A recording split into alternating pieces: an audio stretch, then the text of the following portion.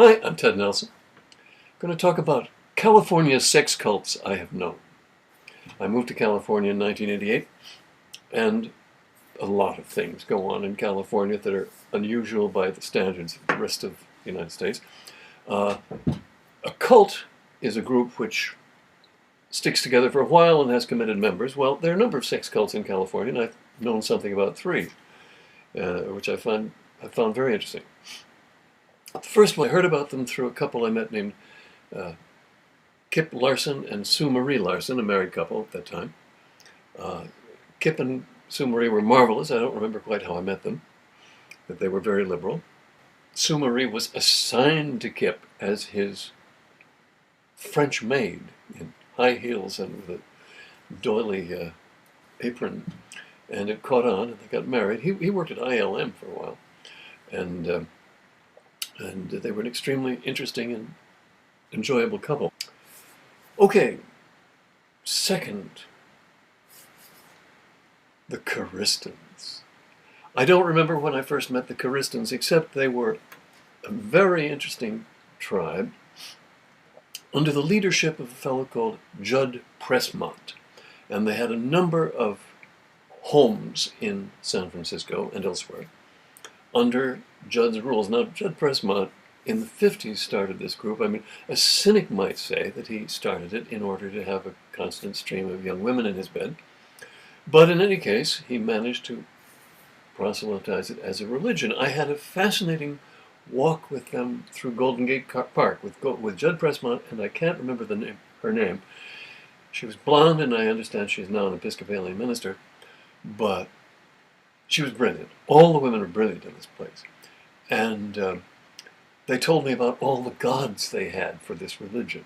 The Charistons had a number of gods and goddesses, and this was all quite fascinating to me. I'm sure I made a tape recording of it. Now, the Chariston practice was that the people in a certain building, or I would call it pod, you had an equal number of men and women, and they would sleep by rotation. You can see where an aging fellow like Judd Pressmont would appreciate this. And it was polyfidelity, although I don't know if the term existed at the time. And the women were extraordinary. The women of Charista had the Macintosh franchise, the Apple franchise for San Francisco. So when I was working at Autodesk, I bought one or two Macintoshes through Abacus. That was the name of their company. So these smart ladies were running a computer company. Maybe that's how I got to know them. And I was at a meeting where suddenly they turned on Brother Judd and accused him, and essentially I was present at that meeting where it all broke up. So this will have been around 1990. In any case, it was extraordinary to see everyone turn on him and the whole community collapse, and I was present for this meeting. So Brother Judd went on and continued as a self-styled guru for some years on the net, and he and I remained in touch. He was a bright fellow, very nice.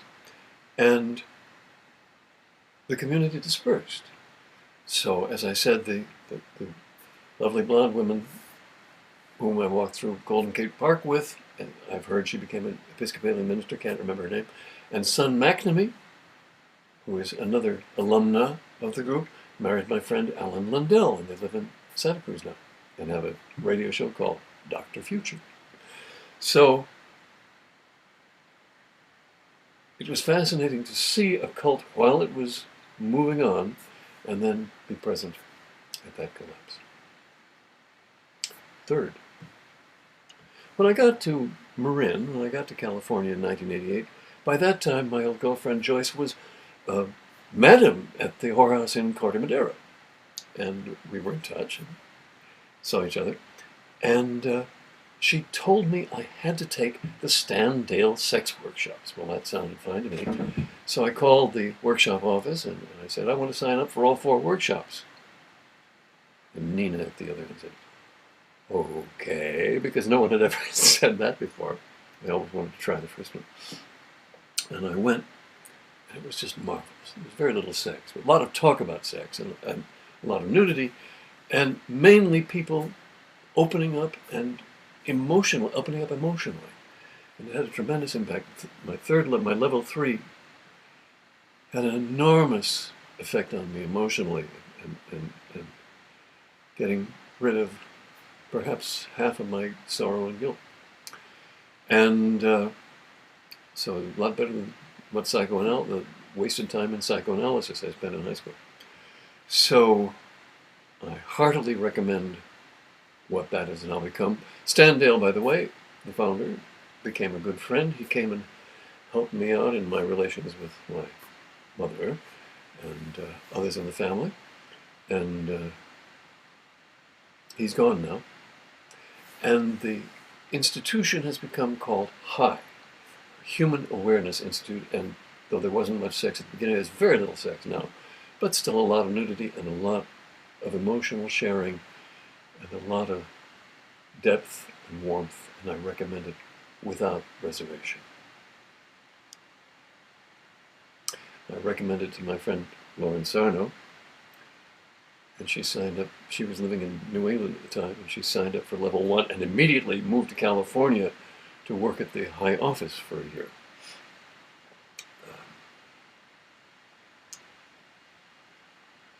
Anyway, they're still going strong.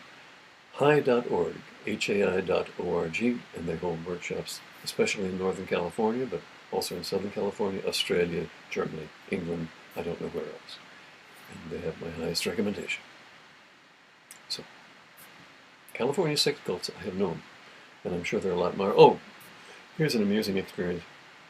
One time, a gal I was seeing took me to an S&M meeting, not my thing, in a huge barn-like place, I think in Oakland.